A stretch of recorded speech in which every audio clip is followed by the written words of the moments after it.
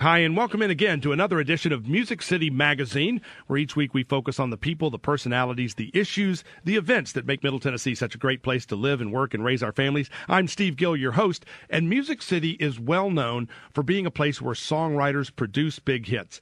But it's not just songwriting that takes place here in Music City. There's also some book writing going on, and one of the authors of a new book, one of his first books, is Farsheed Ferdowsi, author of Mushroom in the Sand, and he's our guest today. Farsheed, good to have you with us. Thank you so much for having me, Steve.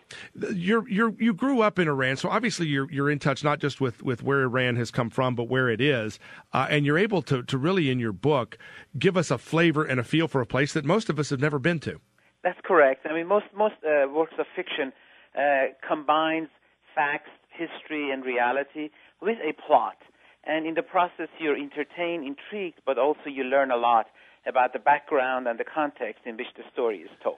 Talk a little bit about how your family got here from Iran first. Well, I came to the United States in 1973 as an 18-year-old high school graduate to go to college. I graduated from Vanderbilt as a civil engineer. Then I did my graduate studies in Berkeley, came back to Vanderbilt, worked on a doctorate, which I never finished.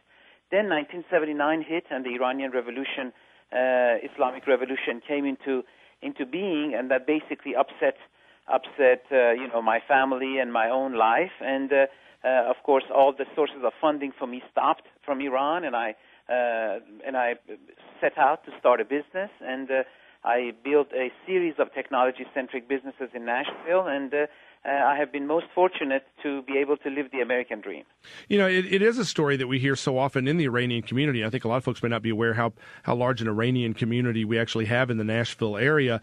A lot of successful folks who, because of what happened in 1979, simply, in reality, lost their homeland.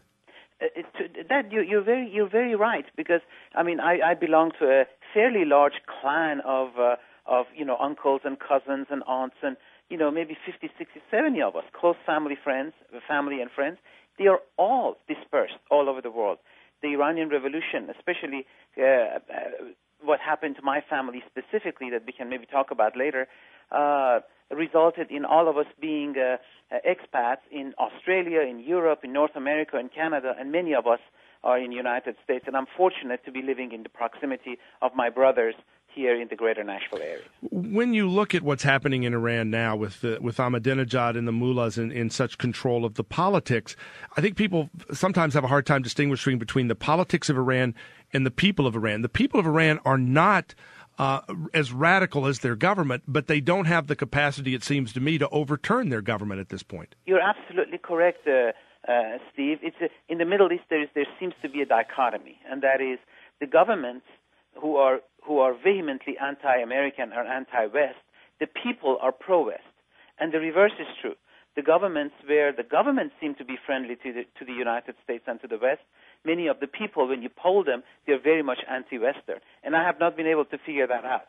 But Iranians have always been pro-Western, highly educated, and friends of the United States. Prior to the Islamic Revolution, we had tens of thousands of Iranian students in the United States, and there was great exchanges. Maybe nearly 100,000 American citizens lived in Iran, and the former Shah of Iran had close ties with 4 or 5 successive American administrations and presidents. I've had the opportunity to spend a fair amount of time in the Middle East, and it strikes me that in a lot of the Middle Eastern countries, you have dire poverty, extremes of wealth and poverty, education and lack of education, large masses of people in many of the Middle Eastern countries who are uneducated that become sort of fodder for the violence, for the destructiveness that we see. And yet you've got Iran that is, as you mentioned, extraordinarily well educated. Why is Iran different than so many of these other Middle Eastern countries? I think it has a lot to do with the history and legacy of Iran and Persians. Iranians are Persians; they're not Arabs. That's one distinction. The other thing is Persia has a history of 3,000 years of continuous civilization. The Persian Empire spanned all the way from India to the Mediterranean Sea, and it produced great civilization and great kings like Cyrus the Great and Darius the Great. And the first Charter of Human Rights was written by Cyrus, and it's referenced in the Bible as somebody who promoted and allowed for religious freedom. So Iran has a tremendous legacy of civilization, civil rights, tolerance. But regrettably, with the advent of some people who have an extremist view of Islam, Iran became an Islamic republic, and its posture changed. But still, the people are still Persian. They're lovers of poetry, lovers of culture, lovers of music. 90% of Iranians are literate. 65% of all university students in Iran are women, which is unprecedented in the Middle East. And so the people are quite different from the rhetoric that we hear from the government. Bringing us from that background to your book, in your book you detail, and again it reads like it's off the pages of today's newspapers, the efforts of Iran to obtain a nuclear weapon. That's correct. Of course, Iran from the mid 80s and mid 90s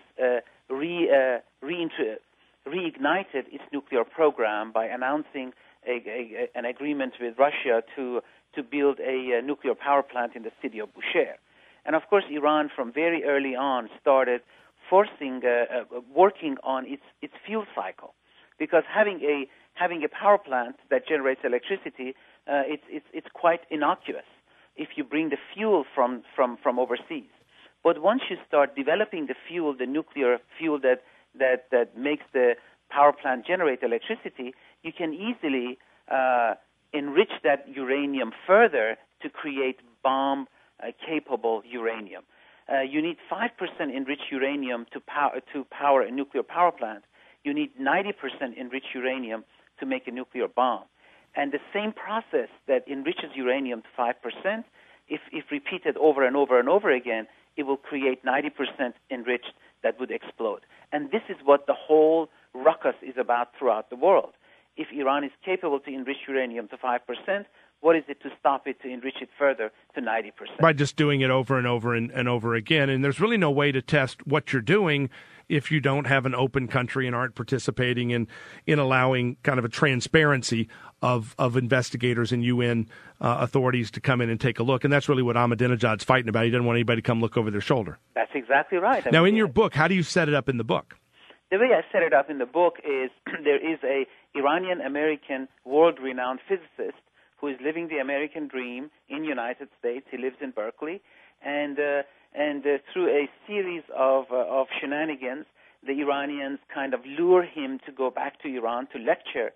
And while he's there, he's then pulled into the entanglement of their weaponization program. And in order to induce him to do that, there's all kinds of pressure that's placed on him, and he is torn between, the two lands that he loves. He's an American, so he loves America above all, but he has his roots in Iran, so he's torn between that. And there's a great deal of interplay between that, and also you bring in the intelligence services like the CIA and the FBI from the West. The Mossad has a role to play, and there's also a Russian angle. So it is international. It is very easy to read, but you learn a lot, and there's quite a bit of plot complexity to it. All the major players, just like in real life. The book is Mushroom in the Sand. Farsheed Ferdowsi is the author. You can find it at local bookstores and online on Amazon.com. Also, your website. What's your website, Farsheed, that folks can go directly? The website is mushroominthesand.com, mushroominthesand.com, and Bookwoman Bookstore actually has the book on the shelf. And I've been there, and I've autographed their stock, and hopefully I will have a live book signing there over the next few weeks. Yeah, we're going to be setting one up. I talked to Larry Woods just a little while ago, and we'll be working to set that up and promote it as well, so folks can actually come down and have a chance to meet and greet, and also pick up a copy and get it autographed at that opportunity as well.